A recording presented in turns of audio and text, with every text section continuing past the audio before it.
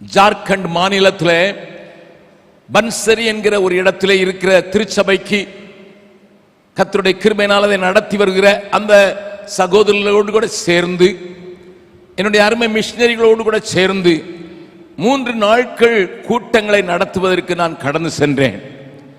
அப்பொழுது அந்த இடத்திலே ஆண்டவருடைய கிருபையினாலே அவர்கள் உற்சாகப்பட்டது மாத்திரமல்ல, கர்த்தருக்காக எதையாவது செய்ய வேண்டும் என்கிற துடிப்போடு இருந்ததை கண்ட நான், நீங்கள் இன்னமும் அருகாமையில் உள்ள இந்த மலையின் மேலே இருக்கிற, ஜார்க்கண்டில் அநேக மலைப்பகுதிகள் உண்டு, இந்த மலையின் மேலே இருக்கிற அல்லது போக்குவரத்து வசதி இல்லாத இடங்களிலேயும் போய் ஆண்டவரை அறிவிப்பதற்கு நீங்கள் ஒப்பு கொடுத்தால், உங்களுடைய கரங்களை பலப்படுத்துவதற்கு நான் உங்களுக்கு ஒரு ஃபில்ம் யூனிட் வாங்கி தருகிறேன் என்று நான் அவர்களுக்கு வாக்களித்தேன். சபையார் மிகவும் உற்சாகமாக அதில் உற்சாகப்பட்டார்கள்.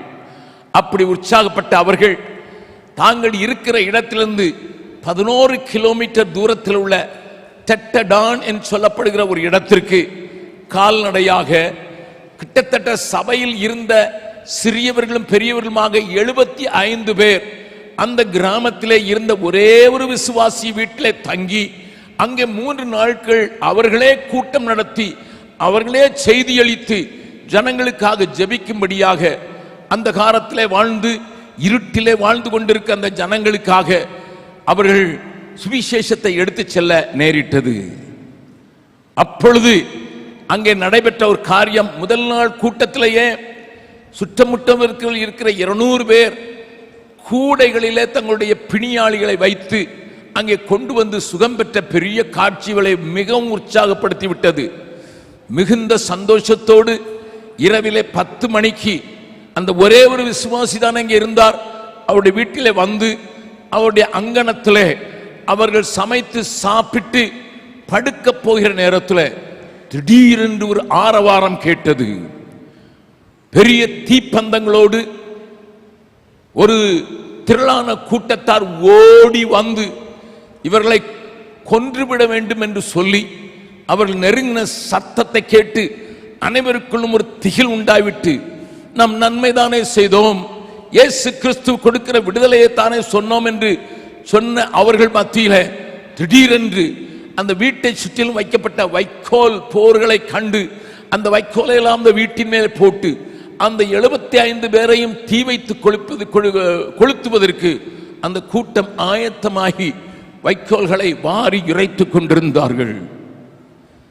இதை பார்த்த 3 பேர் மிஷனரிகளுக்கு, ஐயோ இந்த ஜனத்தை அழிக்க கூடாது என்று சொல்லி அந்த கதவை திறந்து வெளியே வந்து, நான் போயவர்களுக்கு சொல்லுகிறேன், சமாதானமாய் சொல்லுகிறேன் என்று அவர் வெளியே தலையை நீட்டினப்போ அந்த பகுதிகளிலே எல்லாருடைய கைகளிலேயும் கோடரி உண்டல்லவா, மரங்களை வெட்டி வெட்டி அதன் மூலம் வழிகளை உண்டாக்குகிறவர்கள், மரங்களை வெட்டி வீடுகளை உண்டாக்குகிறவர்கள், மரங்களை வெட்டி அதிலே வாழ்வாதாரத்தை உண்டாக்கி கொண்டவர்கள், ஆகினாலே கோடரியோடே நடக்கிறவர்கள்.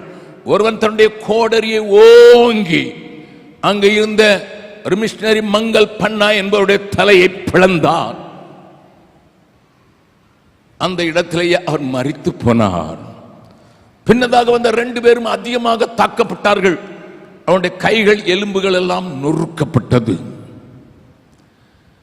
இந்த நேரத்தில் நான் துபாய் பட்டணத்திலே பிரசங்கம் பண்ணி கொண்டிருந்தேன்.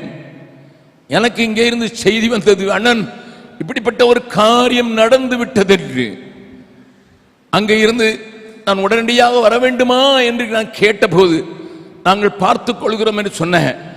அந்த நேரத்தில் அது பெரிய பிரச்சனையாகி கலெக்டர், எஸ்பி எல்லாரும் வந்திருந்தாலும் கூட நீதிக்கு அங்கே இடமில்லாமல் போனபடியினாலே அந்த பிணத்தை புதைக்கிற அந்த ஃபியூனரல் சர்வீஸை எனக்கு நீங்கள் டெலிபோன் மூலமாக கேட்கும்படியாக செய்யுங்கள் என்று நான் சொன்னபோது, அங்கே அந்த ஆராதனையில அவளுடைய ஒரே மனைவியும் 4 பிள்ளைகளும் நின்று கொண்டிருக்கிறார்கள். அந்த மனைவி அதிகமாக எழுத படிக்க தெரியாதவள். ஆனால் அந்த 4 பிள்ளைகளை எப்படி வளர்ப்பேன் என்று அவர்களுக்கு திகில் இருந்தாலும், என் கணவனை நான் இங்கே விதையாக வைத்திருக்கிறேன், யாரும் அழக்கூடாது என்று சொன்னது என்னையே திகிலடைய வைத்தது. அந்த இடத்தில் தான் இன்றைக்கு ஒரு ஆலயம் எழும்பி நிற்கிறது. கர்த்தருடைய பரிசுத்த நாமத்துக்கு ஸ்தோத்திரம் உண்டாவதாக.